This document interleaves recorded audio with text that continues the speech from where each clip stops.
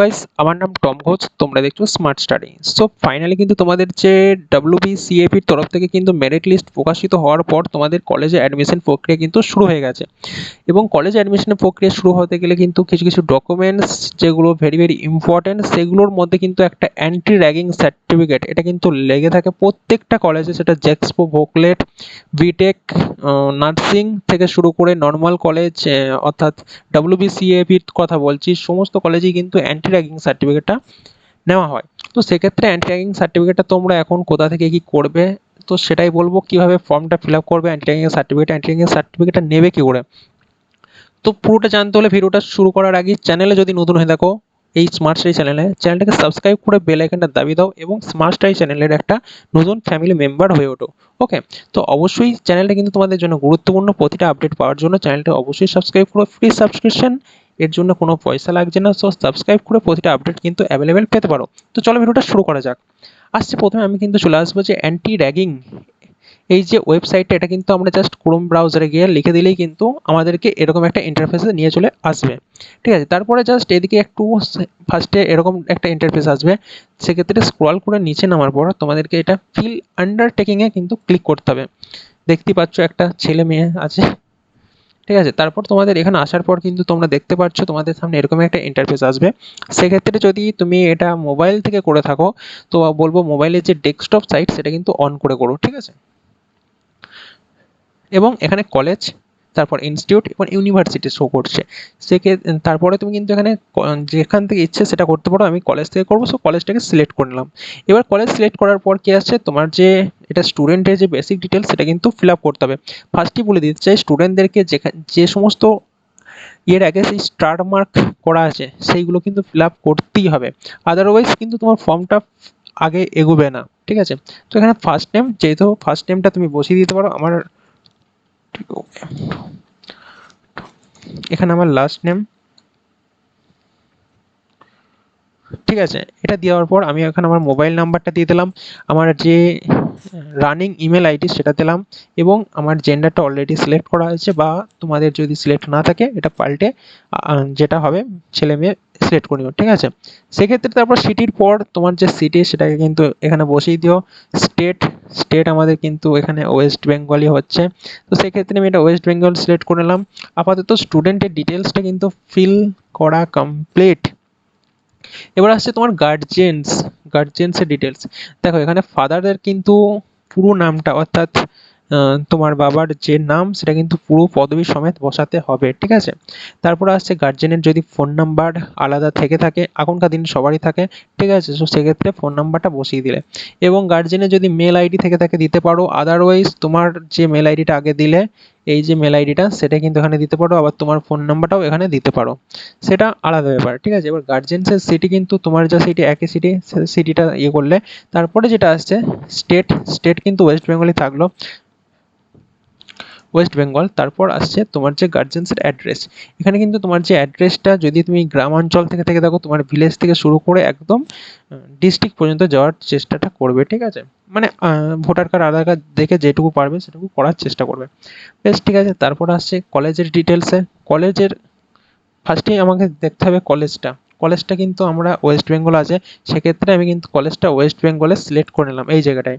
ঠিক আছে, তারপর কলেজ নেম যেটা আসছে, এক্ষেত্রে কলেজ নেম অনেকগুলো আসবে, তোমার কলেজের ফার্স্ট ওয়ার্ড অনুযায়ী তুমি বুঝে নিতে পারবে। আমি আজকে কাটোয়া কলেজ দিয়ে দেখাবো, তো সেই জন্য আমাকে কে যেতে হবে। ঠিক আছে, তো স্ক্রল করে করে আমাকে জাস্ট কে গেলেই হবে। তো কে যাওয়ার পর দেখি কাটোয়া,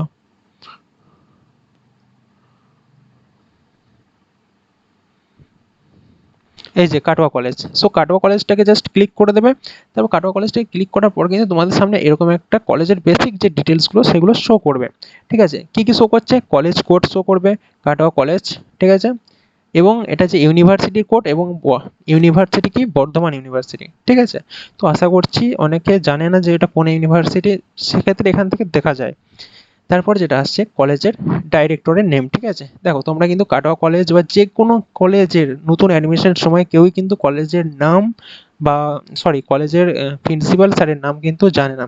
সেক্ষেত্রে কি করবে, গুগলে যাবে, কলেজের নামটা লিখবে এবং সেখানের ক্ষেত্রে কলেজের ওয়েবসাইটে যাবে, এখানে কিন্তু নিচে কোথাও লেখা থাকবে যে কলেজের প্রিন্সিপাল স্যারের নাম, ঠিক আছে। তো এখানে একটু খুঁজে দেখে এখানে কিন্তু তোমার যে কলেজের প্রিন্সিপাল স্যার বা তোমাদের লোকালে যারা থাকবে তাদেরকে জিজ্ঞাসা করো, এখানে প্রিন্সিপাল স্যারের নামটা বসিয়ে দেবে। তারপর কলেজের phone number, same process Katwa কলেজের ওয়েবসাইটে আসার পর কিন্তু তোমরা দেখতে পাবে এরকম একটা ইন্টারফেস। এখানে কিন্তু একদম নিচের দিকে স্ক্রল করে দেখতে পাচ্ছ এখানে এই যে মোবাইল নাম্বার, এটা কিন্তু বসিয়ে দিতে পারো, ঠিক আছে। তারপরে আসছে কাটোয়া কলেজের মোবাইল নাম্বার, ল্যান্ডলাইন নাম্বার যদি থেকে থাকে সেক্ষেত্রে দিতে পারো, আদার্স এটাই বসিয়ে দিতে পারো। তারপর আসছে তোমার কোর্স। দেখো তুমি যদি WBCAPর তরফের ক্ষেত্রে কিন্তু আন্ডার গ্র্যাজুয়েট ডিগ্রি সিলেক্ট করতে হবে, এবং যারা ডিপ্লোমার জন্য আছে তাদের ডিপ্লোমা, এবং যারা পিএইচডি বা পোস্ট গ্র্যাজুয়েট পিএইচডির জন্য তাদের এটাকে সিলেক্ট করতে হবে। কিন্তু এখানে বেশিরভাগ আন্ডার গ্র্যাজুয়েটটাকেই সিলেক্ট করা হবে, কেননা সমস্ত WBCAPর তরফের স্টুডেন্ট থেকে থাকে বা আদার্স থেকে থাকে।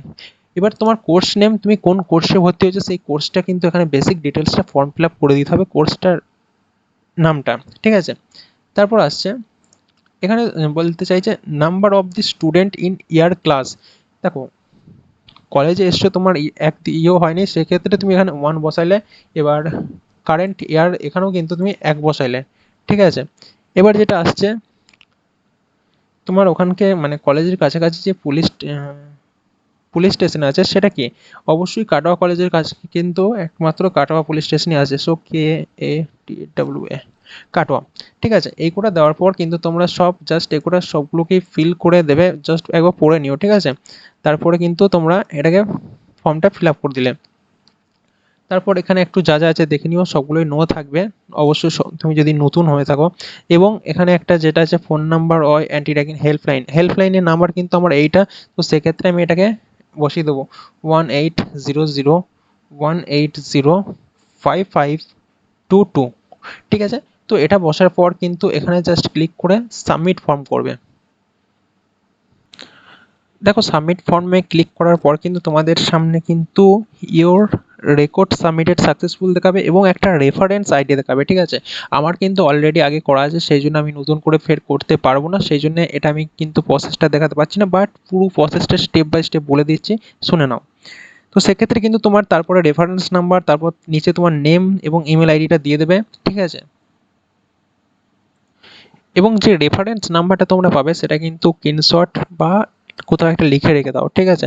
কেননা ওই রেফারেন্স নাম্বারটা দিয়েই তোমার অ্যান্টি র্যাগিংয়ের যে সার্টিফিকেট সেটা ডাউনলোড হবে ভবিষ্যতে। এবং কিভাবে ডাউনলোড করবে সেটাও বলছি, বারবার বলছি, চ্যানেলটাকে সাবস্ক্রাইব করে বেল আইকনটা দাবিয়ে দাও। সো তারপর কিন্তু তোমাদের যে ওরকম একটা আসবে, তারপর তোমাদের ওটাকে ডাউনলোড করতে হবে, ঠিক আছে। সেক্ষেত্রে ডাউনলোড আন্ডারটেকিং ক্ষেত্রে তোমাদের কিন্তু এরকম একটা জিনিস চলে আসবে, সেখান থেকে আমি বললাম স্টুডেন্টকে একটা রেফারেন্স নাম্বার পেয়ে যাবে ওটাকে সাবমিট করার পরে। তো সাবমিট করার পর এখানে জাস্ট রেফারেন্স নাম্বারটা এবং তোমার যে ইমেল আইডিটা দিয়েছিলে সেটা এবং তোমার মোবাইল নাম্বারটা দিয়ে জাস্ট সাবমিট করে দেবে। এটাকে সাবমিট করার পর কিন্তু তোমাদের সামনে একটা পিডিএফ ডাউনলোড হয়ে যাবে। এবং অনেকে বুঝতে পারো না, আগে বললাম ওটা যে স্ক্রিনশট নিয়ে রেখো, স্ক্রিনশটে কিন্তু এই তিনটেই ছিল, ঠিক আছে। তো এটা এখানে সাবমিট করার পর কিন্তু তোমাদের সামনে যে পিডিএফটা ওপেন হবে ওটাই কিন্তু অ্যান্টি র্যাগিংয়ের হিসেবে দাঁড়াবে, ঠিক আছে। নেক্সট যে পিডিএফটা আসবে ওটা কিন্তু দু জায়গায় তোমাকে সাইন করতে হবে, পিডিএফটা থাকলে আমার কাছে আমি অবশ্যই দেখিয়ে দিতাম, এক্ষেত্রে নেয় এবং ওটাকে সাইন করে কিন্তু কলেজে জমা দিতে হবে। এবং দ্বিতীয় তোমার যে গার্জেন্সের ডকুমেন্টস দিলে যে গার্জেন তারও কিন্তু সাইন লাগবে, ঠিক আছে। অবশ্যই কলেজে জমার আগে টিচারদেরকে জিজ্ঞাসা করলেও কিন্তু বলে দেবে যে কোথায় কি সাইন করতে হবে না করতে হবে, ওকে। আশা করছি এই ভিডিওর দ্বারা তোমাদেরকে আমি যতটা পারছি হেল্প করছি। এরকম ভিডিও পাওয়ার জন্য চ্যানেলটাকে এখনই সাবস্ক্রাইব করে পাশের বেল আইকনটা দাবিয়ে দাও। এখানে কিন্তু সমস্ত রকম আপডেট কিন্তু অ্যাভেলেবেল পেয়ে যাবে। ভিডিও ভালো লাগলে অবশ্যই বন্ধুদের মধ্যে শেয়ার করে দিও। থ্যাঙ্কস ফর ওয়াচিং ভিডিওটা দেখার জন্য।